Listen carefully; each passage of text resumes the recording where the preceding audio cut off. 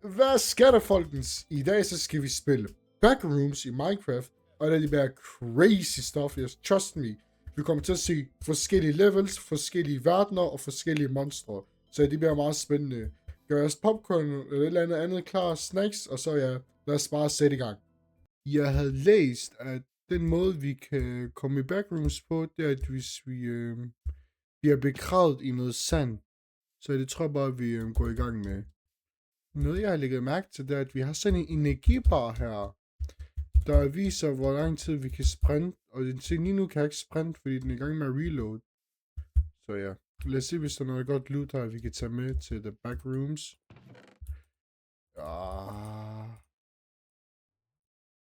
Okay, nu skal vi begrave os selv i noget sand.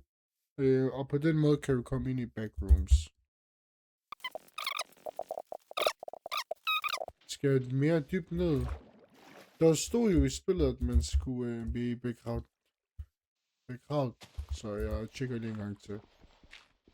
Men nu burde det virke. Okay. Down. Wow, hvad... Down. Okay, det er... Next level. Jeg er helt i chok.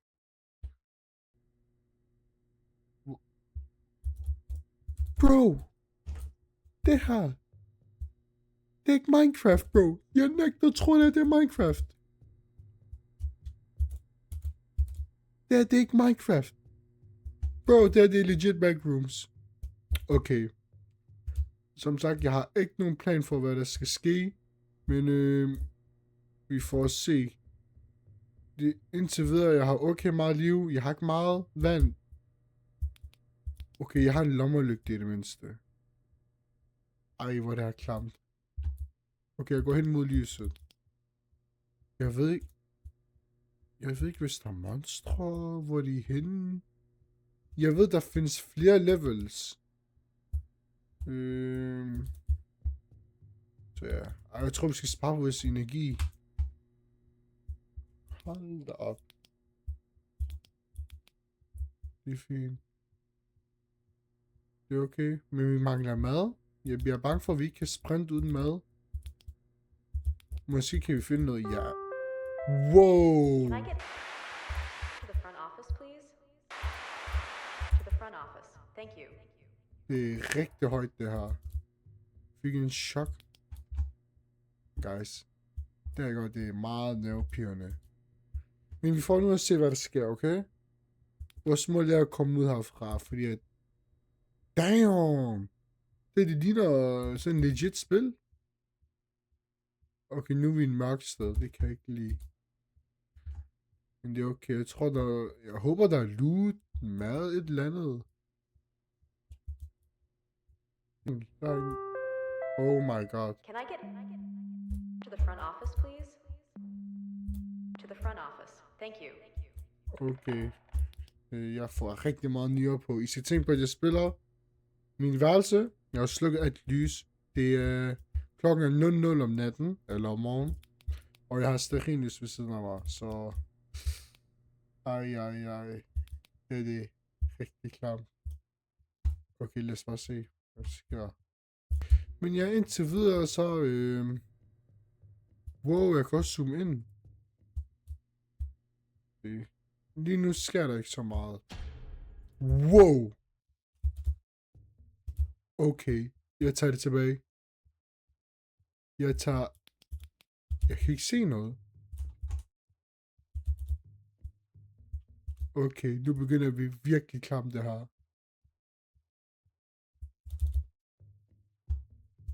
Og det er helt stille. Og så er der, jeg kan ikke se noget uden min lommelygte. Og jeg mangler mad. Jeg er bange for, at jeg kan ikke løbe uden min mad. Okay, jeg prøver at være stille nu. Okay, jeg skal følge pilen. Eller skulle man ikke følge pilen? Jeg har ikke en anden valg længere. Okay, nej. Det kan ikke være Minecraft. Okay. Vi har ikke fundet nogen entities endnu, så det er okay. Okay, vi følger pilen. Der er ikke mere, vi kan gøre. Det ser ud til, at der er noget lys der. Skal vi bare, Wow! Er det her været next level, måske? Det må det her jo være. Jeg kan... Hvad skete der? Oh. Wow, jeg fik en chok. Nu må jeg gå op her igen. Sker det samme igen?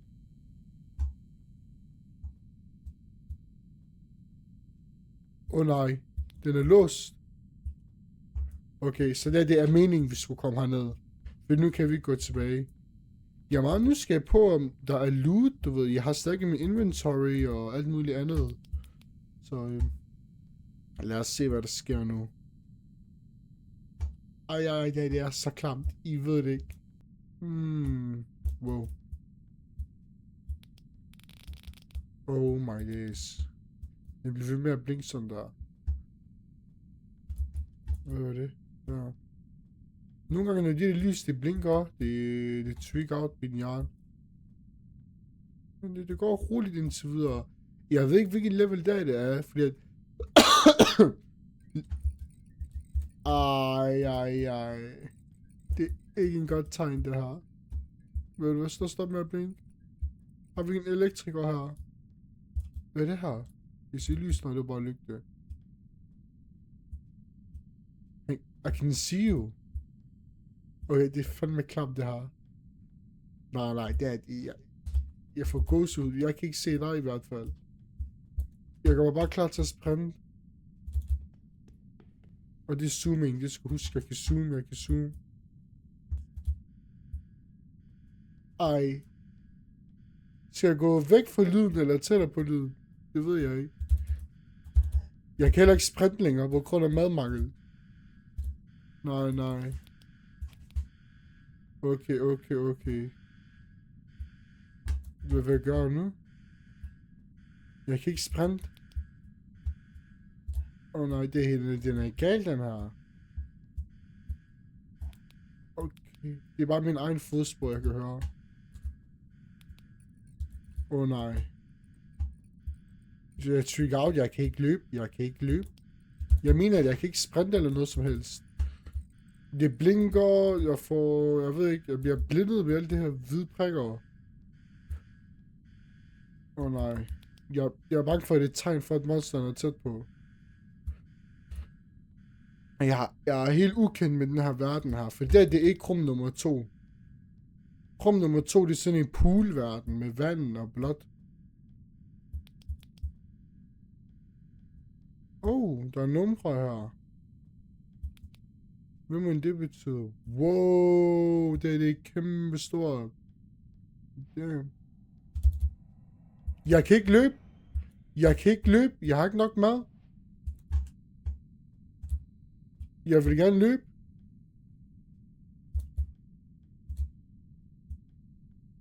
Hvordan løber jeg? Jeg kan ikke løbe. Nej, hvis der kommer monster bag mig, jeg begynder at græde. Okay. Dyb vejrtrækning. Nej. Hvad er det her? Ikke se lyset, det slukker. I kan se lyset, det slukker. Nej, det bliver ved med at slukke. Kan I se det? En lys efter den anden. Hvad sker der, hvis jeg ikke når? Jeg kan ikke nå at løbe. Nej. Kan jeg nå den anden side? Er det overhovedet den rigtige side at gå hen imod? Den kommer tættere på, guys.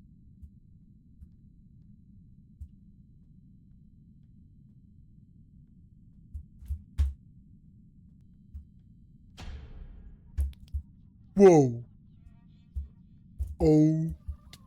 Hvad sker? Hvad er det for noget?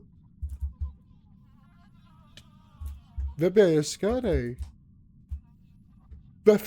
Wow. Yikes, det var klamt, det der. Hvad er det? Nå, jeg tror, jeg er nødt til at kigge på dem. Hvis jeg kigger på dem, så skader de mig. Hvor er jeg henne? Hvad var det for noget? Ej, det er så klamt, det her. Jeg kan ikke løbe. Jeg har ikke noget liv. Legit. Kan jeg komme til sådan en rolig sted, rolig verden? Ej, det er så klamt, det her. Det ligner en udgang eller noget lignende.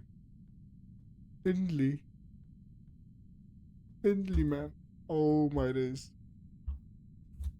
Okay. Det ser ud til, at vi har styr på det her. Okay. Jeg er stadig som sagt meget imponeret over det her. Hvor det grafik og kvalitet. Hvordan det her, det er Minecraft. Hvordan de har lavet alt det her. Det var meget imponerende. Okay.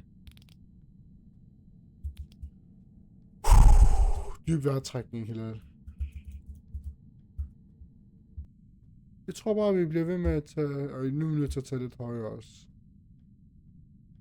Okay, den left the game. Hvad er det, der har forladt spillet? Jeg brokker mig ikke. Du ved, jeg er glad for, at den der ting har forladt spillet. Sådan der glitchy skrift. Okay. Yikes. Okay, hvad er det her for noget? Vil jeg overhovedet gå derned? Oh my days, hvad skete der? Og jeg låste mig selv ned igen, selvfølgelig Hilal. Og selvfølgelig så går det i det her... Det bevæger sig hele tiden. Hilal er blevet dræbt af Hilal, okay. Det vidste jeg ikke, at jeg har dræbt mig selv i spillet. Åbenbart. Så jeg har personligt aldrig været fuld før, men er det sådan, det føles at være fuld? Så nu er jeg, der lige kan skrive det ned i kommentarfeltet. Fordi at, hvis jeg ser rigtigt, right? Jeg ved, at det er sent i morgen. Men det burde ikke bevæge sig på den her måde her. Så det værste, jeg kan ske nu, det er, at der var en monster lige foran os eller bag os. Og så hvis jeg slukker lys, så ser man ikke der. Næsten mere betryggende, at jeg bare har slukket lys, så kan man ikke se noget. Okay. Vi styrer på det her. Der er lys. Men jeg er bange for, at vi bliver snydt på en eller anden måde. Jeg er bange for, at vi bliver tvunget til at løbe tilbage igen. Som sagt, håb for det bedste, forbered for det værste. Nej. Hvad var det for en lyd? Og nu er det også blevet normalt. Jeg faldt ned igen. Wow. Guys, jeg er i level 2 nu. Det er den level, jeg snakkede om. Okay. Det er godt. Det er rigtig klamt. Det er fint. Vores lommelygte virker ikke, fordi den er blevet vådt. Nej. Jeg har indtil videre så kun set monster og det der smiley-ansigter. Det er okay. Jeg kan ikke huske, hvilken slags monster der var her, hvis der overhovedet var nogen. Men han var ikke så meget chill, men faktisk forhold til de sidste 2 levels. Det var lidt, det gik jo bare hurtigt forbi sådan der. Den anden level, den var lidt travlt, hvis jeg skal være ærlig. Jeg skal en udgang her i det mindste. Oh my days. Jeg har lyst til at gå derind, ikke? Men jeg kan ikke se noget. Det er fint. Vi kan bare gå livet her, tror jeg. Nej. Ej, det lyder ikke godt, det der. Den her bane, det minder mig meget om den der bane i Pixel Gun 3D, hvis I kendte til det. En af mine yndlingsmobilspil. Det var bare en blanding af Minecraft og Call of Duty. Rigtig sjovt spil. Det minder mig om sådan en bane, man kunne spille.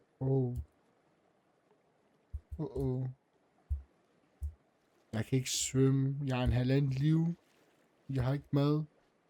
Please. Kan jeg ikke finde noget mad her? Og den virker ikke mere flashlight. Okay, det er enden. Hvad sker der nu så? Nu er jeg nødt til enden. Det er flot. Med skygger i alle de detaljer her. I like it. Picasso. Jeg kan ikke hoppe. Men jeg kan se mig selv. Du ved ikke, så jeg kan se mig selv her. What? Vandet er overraskende meget flot. Sådan noget turkidblå vand. Okay. Oh my god, der står, den kommer. Det lyder ikke godt. Ej. Og lyden den bliver bare højere og højere. Spørgsmålet er, hvad kommer? Nu bliver det mørkt. Jeg tør ikke at kigge tilbage. Wow. Hvad er det her for noget? Hvad er det her, bro? Nogle gange jeg glemmer bare, at det er et spil, det her. Forstår I? Så bekymret bliver jeg. Så stressed out bliver jeg, når jeg spiller sådan noget her. Og især når der kommer de der beskeder, at den kan se mig, og den kommer. Ej. Jeg så godt noget lys der i den tunnel der. Jamen jeg tror det, jeg tager derhen. Wow, hvorfor døde jeg?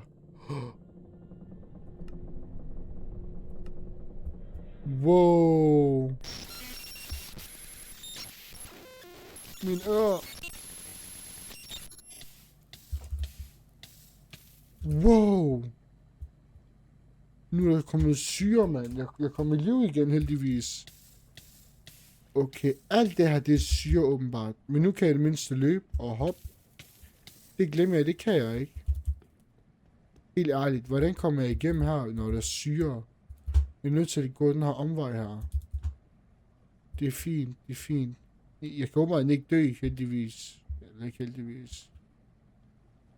Det er fint. Eller, jeg bliver ikke dræbt, der står bare, jeg kan ikke undslippe stedet. Okay, der er trappe her, så jeg tror, jeg er nødt til at gå igennem noget syre. Og jeg overlever. Nej, ikke se, der kommer den lyd igen. Oh my days. Oh my god. Og jeg har høretelefoner på, så det ødelægger bare mit øre, det der. Wow. Det er meget, meget smukt, det her. Men vi gik i syre. Så lad os se, hvordan det kommer til at gå nu. Wow. Det bliver skørt. Wow, meget smukt sted, ja. Hvilken vej tager vi? Jeg tror, vi tager den her vej. Ja, det skifter her. Nej, det er det ikke. Så skal vi hoppe ned, eller hvad? Hvad er det for en lyd? Okay, så bliver det bare gift. Så hopper jeg bare ned. Jeg tror ikke, jeg har et valg. Ej, hvad er det her for noget, mand? Wow. Se, det her det er noget meget smukt noget. Hvad er det inde i de her bygninger? Ikke så meget åbenbart. Måske er noget inde i den her. Lad os se. Og hvad er det her for noget? Er det fugle? Ja, det må være fugle, det der. Ja. Og her kan man heller ikke gå ind i nogen måder. Nej. Jeg så et vej. Jeg tror bare, vi følger den. Ja, og vi har heldigvis mad nu, så vi kan godt sprinte. Ja. Jeg tror bare, vi følger vejen. Den her level kender jeg ikke til. Jamen, der findes så mange levels i det her spil her, så... Nu ser vi på det. Der er en bygning der, nummer 99, eller er det 96, der er vendt om? Fordi det er 9, og det er også vendt forkert. Nu ser vi på det. Jeg er lidt syg, som I kan høre. Men det er fint. Wow. Det kommer bare nye verdener hele tiden. Jeg synes, vi klarer det fint nok. Vi er kun døde, godshedtegn. Wow. Hvad er det for en lyd? Nå, se det her, det var for level 1. Den der anden blok der, det var for level, den der anden level, vi var i. Se, jeg håber ikke, det er Siren Head eller andre monster, der kommer nu. Men ja, jeg tror bare, der er heller ikke en vej, der var de her ting her. Jeg tror bare, vi følger dem så godt, som vi kan. Wow. Og så igen, der er de her fugle her. Meget fint. Som jo må være langt væk. Okay, der står, at Hilal han er blevet dræbt af det der underlige tegn der. Jeg ved, hvad det er. Måske er det dem. Der er ikke nogen bag os. Jeg tror bare, jeg løber så meget, som jeg kan, til at miste min sult. Og så ser jeg jo på det derfra. Flere fugle. Se, det bliver crazy. Jeg går... Wow.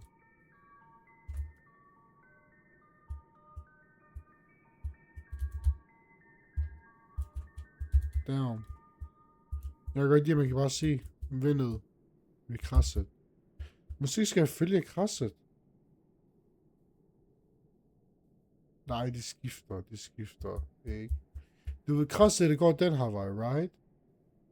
Men jeg er bange for, at der ikke er noget der.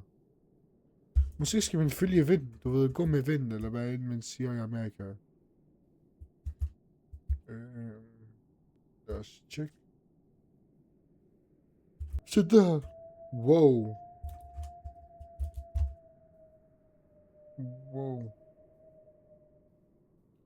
Indtil videre, så er det her det mest chill sted, du ved. Ej, jeg tror, etterne var næsten meget chill. Den værste, det var helt sikkert, den anden verden.